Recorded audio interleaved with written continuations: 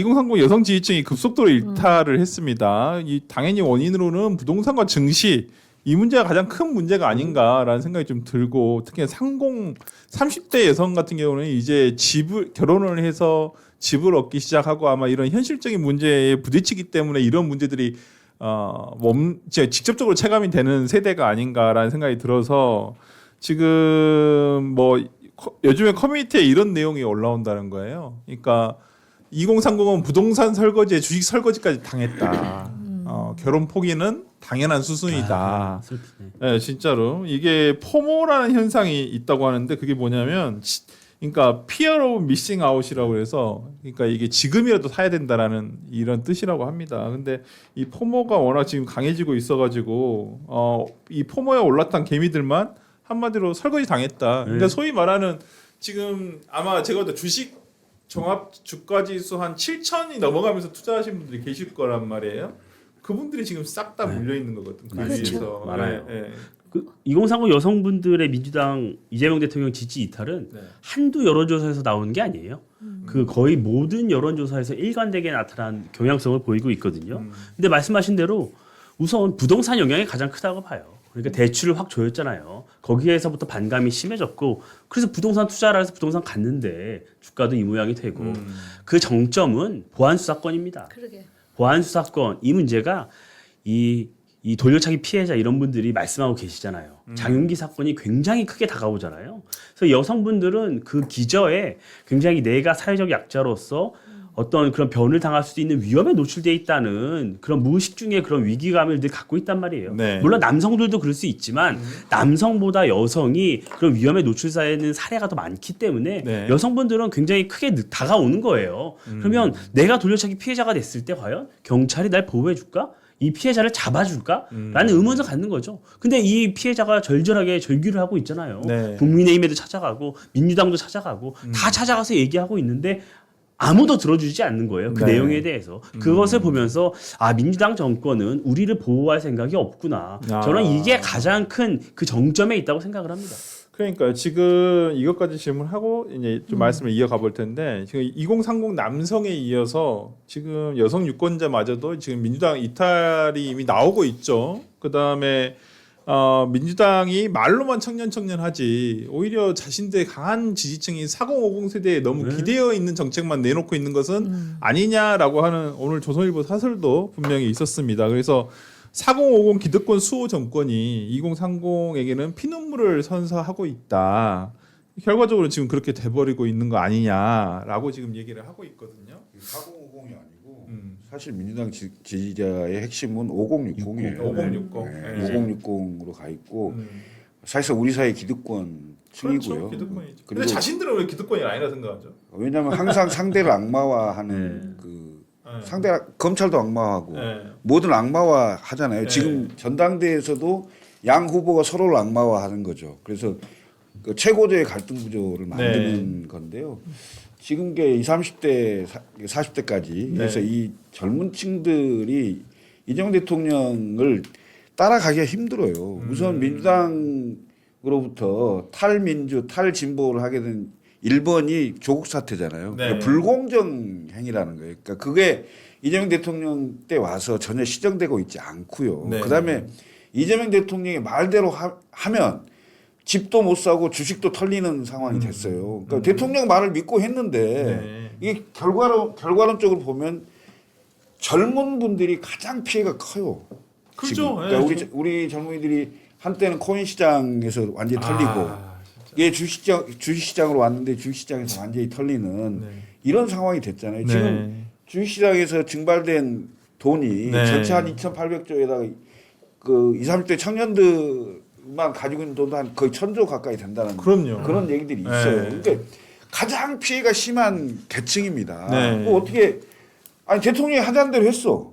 근데 결과가 이렇게 됐어. 주식에 어떻게 하자는 거예요. 그래서 책임을 져? 안 져. 안 지죠. 설계한 사람도 뭐 대책을 만든다고 가만히 있어. 왜냐하면 책임은요. 일단 보니 그 사람이 그만둬야 돼. 그리고 대안은 다른 사람이 와야 새로운 생각으로 뭔가 될 수 있다는 시장에 시그널을 주잖아. 근데 이거 자체도 아무것도 안 해. 그러니까 네. 지금 최근에 이 문제를 안철수 의원이 네. 하나 게시물을 올렸습니다. 그 사진 하나 올려주요. 요즘 AI 잘 활용하시는 것 같은데 우리 역시 과학자 출신 이 안철수 의원이 이재명 정부의 데스노트 다음은 누굽니까? 이렇게 중산층, 신혼부부, 청년, 서울의 6070, 주식 투자자, 자영업자 전부 다 이 데스노트화 되고 있네요, 진짜로. 정청래 대표인가? 아, 그 밑에 점점점이에요. 아, 뒤에 우리가 못 정청래? 읽는 게 네. 점청래가 있나요? 근데 아까 우리 앵커께서 민주당은 본인들의 몸집이 커지고 기득권에 됐는데 네. 여전히 본인들이 기득권에 되지 그렇죠. 못하고 사회적 네. 약자에 머물고 있다 네. 이렇게 인식한다 그랬잖아요. 네. 인식하고 있는 것이 아니라 그렇게 포장하는 거죠. 아. 저는 일종의 민주당은 피터팬 신드롬에 걸려 있다고 생각하는데 아. 어른이 돼서도 어른이라고 생각하지 않고 네. 이렇게 포장해서 국민들께 설명드리는 게 네. 표를 받는데 유리한 거예요. 내가 사회적 약자고 우리는 여전히 네? 약자다. 그러니까 네. 우리를 보호해줘라. 네. 그리고 강대한 기득권 세력이 있어. 이걸 네. 외부의 적이에요. 네. 그 강대한 기득권 세력이 어떤 사람이냐? 과거에 정치 검찰, 네. 재벌, 네. 뭐 족벌 언론, 육사. 예, 뭐 육사. 최근에 육사. 어. 근데 요새 육사가 기득권이라 그러면 진짜 웃을 일 아니에요? 맞아. 어쨌든 이런 외부의 적을 만든 다음에 쟤네들이 우리를 괴롭히고 있습니다. 그러니까 여러분들이 투표장 가서는 저희를 뽑아주셔야 이게 견제가 됩니다. 이렇게 가스라이팅을 했기 때문에 지금까지 성장해 왔고 그 가스라이팅이 지금 애석하게도 먹히고 있어요. 그래서 지금 뭐 일당이 된 건 2016년이지만 그렇죠. 2020년, 2024년은 압도적 다수를 그렇죠. 만들었던 거 네, 아닙니까? 근데 이것에 대한 반성도 저는 집단 지성으로 발현될 수 있다고 봐요. 근데 저는 지금 2030 남성들에 이어서 2030 여성들도 이반되는 현상을 보면은 이미 그 유권자들의 상당수는 소위 그 민주당의 어떤 정체성 내지는 실체를 지금 이제 각인 내지는 각성했다라고 생각을 하고요. 그러나 그 2025년의 대선도 그렇고 그다음에 24년의 총선도 그렇고 그거는 민주당이 잘하거나 민주당이 표장을 교묘하게 해설하기보다는 실제로 국민의힘 자체의 그 가지는 문제 자체만으로 반사 이익을 얻었다 해도 그렇게 틀린 말은 아닐 거라고 생각을 하고요. 그다음에 이 2030 여성들의 이반은 지방선거에서도 나타났습니다.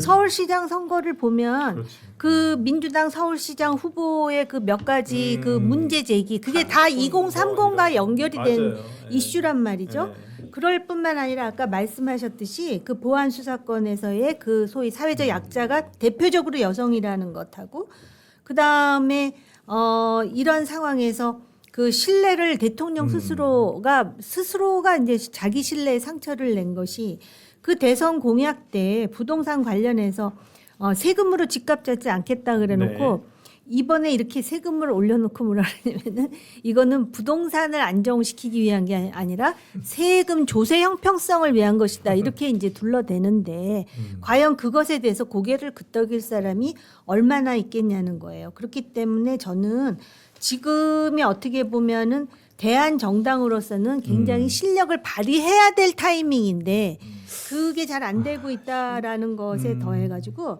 특히 그 김용범 정책실장이 네. 그 주식과 관련해서 손해 본 사람들에 대해서 역동성은 했지만 니들 탓이야 이렇게 얘기한 거잖아요. 네. 그래서 아까 말씀하신 대로 책임을 져야 되는데 대통령 생각으로는 누구를 교체하고 싶은 생각도 없고 자기 생각이 맞다라고 생각을 하는 것 같고 지금 오히려 세금도 이걸로는 너무 적다고 생각하는 측면도 있는 것 같아요. 일부 언론의 보도를 보면은. 적다고요? 네, 그렇대요. 근데 본인은 팔았으니까. 왜냐하면 그리고 핀셋으로 지금 겨냥했다고 본인은 생각하는 거예요. 이게 전반적으로 영향을 미친다라는 거에 대한 인식이 없는 것 같고. 아니 그러니까 어떤 보도를 보니까 지금 김용범 정책실장에 대한 책임론이 계속 제기가 되고는 있어요. 근데 어제 SBS 김태현 쇼에 나온 그 SBS 논설위원 누구죠? 최선호? 예. 최선호 논설위원 말 들어보니까 뭐래 제가 잘못 신뢰가 기억했는데 크다 그러죠. 네, 무한 신뢰를 받고 김용범 있다. 실장에 대한 그 신뢰가 더 깊다, 더 네. 높아졌다. 그리고 김용범 정치실장의 텐션도 하이다. 아니다. 뭐 이렇게 얘기를 하더라고요. 그러니까 지금 세간의 우려라든지 정치권에서 얘기한 것 같이 책임에 대한 어떤 조치가 있을 확률은 거의 없다. 나는 그래서 네. 그걸 보면 네. 김용범이 주도한 것 같지 않아요. 단일 종목 레벨. 아 내가 그렇게 얘기했어. 근데 어쨌든 김영법은 자기는 아니라고 생각하는 것 같아. 그렇지 않고서 자기가 왜 텐션이 높아요? 그렇잖아요. 저도 좀 들어보니까 예. 비슷한 얘기를 예. 청와대 주변에 있는 분들이 해요. 그러니까 대통령이 김용범한테 빚을 줬다는 거예요 이번에. 그 얘기를 하더라고요. 네, 정말로. 그러니까 뭐 저도 이거 확인된 건 아니지만 뭐 주변에서 예, 그런 주변에서 소문이 그런 얘기하는 있더라. 거예요. 그러니까 많은 분들이 이 레버리지 ETF 관련해서 정책실장을 교체해야 된다는 얘기가 굉장히 많았었어요. 네, 많죠. 그런데 지금 여러 얘기가 나오는 것은 오히려 더 정책이 주도권을 잡고 있고 호남 반도체 이런 부분에서 더 세게 드라이브를 걸고 있고 네. 오히려 더 내부 분위기는 다르다는 거잖아요. 아니 이게 어떻게 되는 거냐면 정책 자료들 있잖아요. 자기네들 네. 회의한 거 그걸 보면 올해 말에 하기로 한 거야. 네, 실제로는. 맞아요. 네. 근데 이걸 5월 27일에 했어. 그렇죠. 근데 6월 3일이 지방선거였잖아. 그리고 6월 중순부터 이제 올라가는 것 같더니 푹 맞아. 떨어진 거야. 이상하죠. 예. 난 그 얘기밖에 더 했나? 대통령이 빚을 졌다는 인식을 갖고 있다면 예. 10월인가 잔금 받잖아요. 그 잔금 받은 걸로 갚으면 되는데. 10월에? 아 잔금? 난뭔 소린가 했네. 했는데 건져다. 네, 금전아 네. 잔금 받으니까 네. 빚진 거는 갚으시면 되고 저는 마음의 빚이겠지. 기본적으로 정치와 정책은 책임의 영역이라고 생각합니다. 실패한 정치와 정책에 대해서는 누군가 책임을 져야 돼요. 근데 이 책임을 지려고 하는 대상이 김용범 정책실장이 돼야 되는데 아까 얘기한 것처럼 이 사람을 경질한다거나 바꾸잖아요. 그럼 자기 부정이 되는 거야. 아까 386들이 뭐 북한 문제에 대해서 왜 이렇게 아직도 온정적이냐? 아, 본인이 청춘인을 부정하는 것 같으니까 그렇게 마음을 못 바꾸는 거거든요. 자기 부정이 있어야 이 어떤 정책에 대한 책임도 정확히 물을 수 있는데 지금 김용범 실장을 바꾸지 않고는 어떠한 대책도 그 국민 설득할 만한 거 내놓지 못합니다. 왜냐? 자기가 했는데 자기 자식을 어떻게 뭐 이렇게 매도하는 일을 할 수 있겠습니까? 그러니까 다른 사람이 와서 야 이때 이것 때문에 잘못됐다라고 진단하고 바꿔야지 본인들이 알아서 야 우리가 뭐가 잘못된 것 같으니까 이렇게 고치려고 한다. 그러면 제대로 된 해법을 내놓을 수 없다고 생각합니다. 저는. 아니, 그래서 김영범 실장한테 대통령이 얼마 전에 국무회의인가요? 질문을 해요. 레버리지 ETF 관련해서. 그래 그거 이상했죠. 그때 김용범 실장이 화들짝 놀라는 듯한 표정을 좀 해요. 그 표정이 왜 나왔겠느냐는 거예요.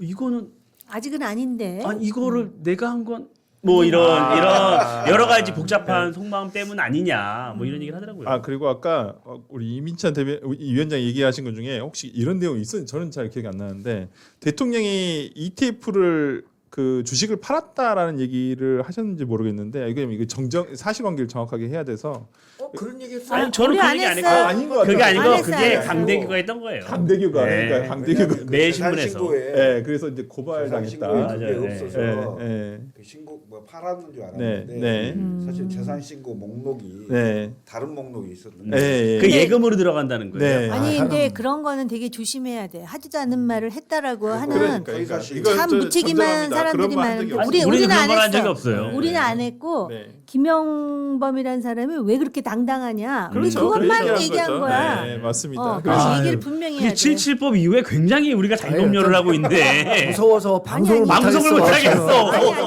아니 그렇긴 한데 그 자기가 하지 않은 말을 누군가가 네. 했다라고 했을 때 그 억울함 같은 거 아니, 혹시 그렇죠, 겪어보셨어요?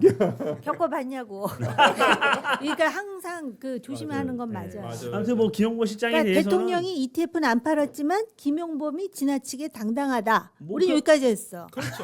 그러니까 이유는 모르겠지만 이유는 모른다 그래. 여러 얘기가 ETF를 전해진다. 처음에 도입할 때 어떤 게 계기가 됐냐. 홍콩에 그런 레버리지 ETF가 많이 거래되는데 걔네들이 거기서 거래하니까 우리나라 달러 사갖고 그거 거래하고 있더라. 그러니까 지금 외환시장이 불안하니까 그거를 어떻게 하는데 왜냐하면 이 이재명 대통령한테 외환시장은 상당한 아킬레스건이었거든요. 당시에.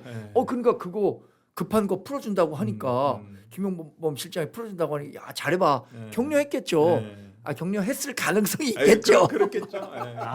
추측. 아니 근데 격려만 했다고 실장이 지 맘대로 할 수 있어요? 아니야 몰라서 물어보는 거예요. 그러니까 김용범 실장이 열심히 대신 맡고 있잖아요. 결과적으로. 제가 봤을 때는 오죽을 읽었거나 네. 아니면 그 생각을 표현을 했거나 뭐 이런 뭔가 공유 과정이 있었겠죠. 그렇죠. 그 주요 네. 굉장히 그 증시에 영향이 큰 정책인데 더군다나 네. 제가 일전에도 방송에 한번 얘기했습니다만은 미국 증시에도 이런 게 있어요. 홍콩도 있고. 다 있죠. 근데 예. 이제 얘기하신 대로 우리나라 그 외환 시장의 불안정성 때문에 달러가 빠져나가는 걸 막기 위해서 ETF를 도입했다라는 설은 있어요. 네. 또 그런 걸 근거를 댔다고 할 수 그렇죠. 있는데 그건 그거였어요. 근데 이제 그 시장 규모나 상황이 아주 달라요. 다르죠. 미국 그렇죠. 같은 경우는 반도체 기업 전체 다 합쳐봐야 달러 증시에 떨어졌어요. 차지하는 비중이. 예, 비중이 10% 채 안 네. 되는데 네. 우리는 두 개 기업이 50% 그러니까. 넘잖아요. 아니 이런 환율은 상황이어서 떨어졌고 그럼요. 혹시 말이에요. 네. 그 외국의 투자자들 내지는 투기꾼들이 장난을 쳤을 가능성은 없어요. 한 번에 확 팔아버렸다든지. 그런 얘기도 있습니다. 그렇죠. 예. 그러면 외국 사람들은 한국말 모르니까 뭐 우리가 뭔 얘기를 해도 그런 얘기는 있더라고. 외국 투자자들 입장에서는 한국이 되게 좋은 그렇지 네, 이렇게 시장이 좋냐면 이렇게 벌러러블한 시장이 이게 어디 내려가면 연기금이 들어와서 그렇지, 또 막아주고, 막 올려주고 막아주고. 그렇기 때문에 그때 팔고 오르면 다시 이제 너 떨어지면 사고 오르면 제가 팔고 볼 땐 그 그러니까 장난에 약간 지금 좀 휘둘리는 것 그런 것도 같다라는 있다라고 느낌도 하는데 하여튼 뭐 그런 부분에 대해서 한번 얘기를 사실은 근데 예. 이거 지금 주식하는 사람은 이제 일정 비율의 주식 투자자들이 있을 거 아니에요. 네. 그렇죠. 그다음에 보안 수사권 같은 경우도 자기가 일단 범죄 피해자가 아니면 그걸 못 느껴. 근데 이 부동산은 네. 내가 세입자이든 집을 가지고 있든 똘똘한 한 채를 가지고 있든 덜 똘똘한 한 채를 가지고 있든 사정상 그 집을 누구를 세를 줬든 이게 다 걸리는 거야. 아. 그래서 부동산에 대해서 부정평가가 제일 수치가 높더라고요. 예.